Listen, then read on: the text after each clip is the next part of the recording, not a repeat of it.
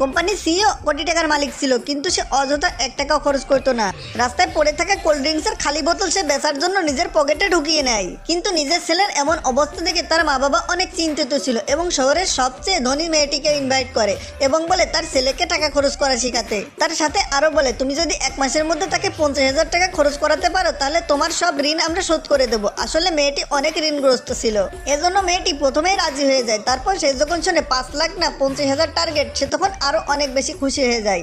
এরপর মেয়েটি নিজের কাজ শুরু করে দেয় এবং একটি বৃদ্ধ মহিলার ছদ্মবেশ ধরে এবং ছেলেটির গাড়ির সামনে গিয়ে আহত হওয়ার ভান করে। এরপর সিইও যখন সেখানে আসে সে তার পা ধরে ফেলে এবং বলে, আমাকে 50,000 ক্ষতিপূরণ দাও। সে ভাবছিল তার কাজটি হয়ে যাবে, কিন্তু যখনই সিইও জানতে পারলো সেখানে কোনো ক্যামেরা নেই, সে তার মতো সেখানে শুয়ে পড়লো এবং তার নকল করতে থাকলো। ঠিক তখনই আশপাশের লোকজন জড়ো হয়ে যায় এবং লোকজন ভাবতে থাকে এই সিইও কে বৃদ্ধ মহিলাটি টক্কর মেরেছে এবং তাকে ক্ষতিপূরণ দিচ্ছে না, এজন্য বলে ক্ষতিপূরণ না দিলে তারা পুলিশ ডাকবে। তো বন্ধুরা, পরের পার্ট পেতে চাইলে কমেন্ট করে এবং চ্যানেলটি সাবস্ক্রাইব করে সাথে থাকো।